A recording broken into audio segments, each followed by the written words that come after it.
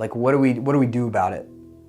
How do I respond when mom dies? How do I respond when I, get the report of cancer? How do I respond when the pain just seems to not go away, when the healing doesn't come? What do I do when I face this criticism or when I face this injustice? Well, I want to go all the way back to the beginning when we read in Psalms chapter 13, David's Psalm of Lament. And I want to see how David responds. Remember, he's a man after God's own heart. He knows God, right? He says, my soul is in anguish. My heart is full of sorrow. My enemy has the upper hand. How long, Lord, will you forget me? How long will you have me suffer in this way? The world is crashing in around me. And then he responds. He responds in verse 5 of Psalm 13. He says, but even in light of all that, but I trust in your unfailing love. I will rejoice because you have rescued me. I will sing to the Lord because he is good to me.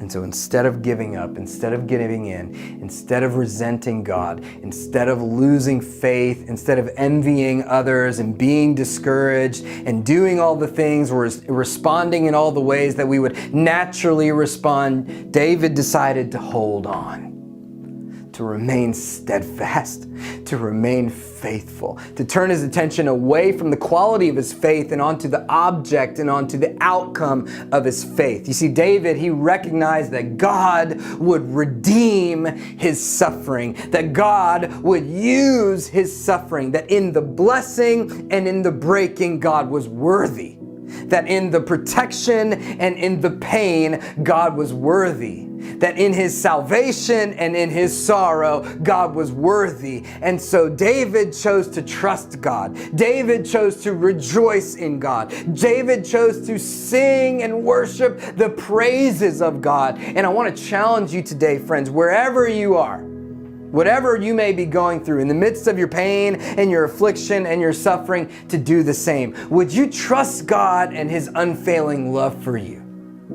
Would you rejoice in his deliverance?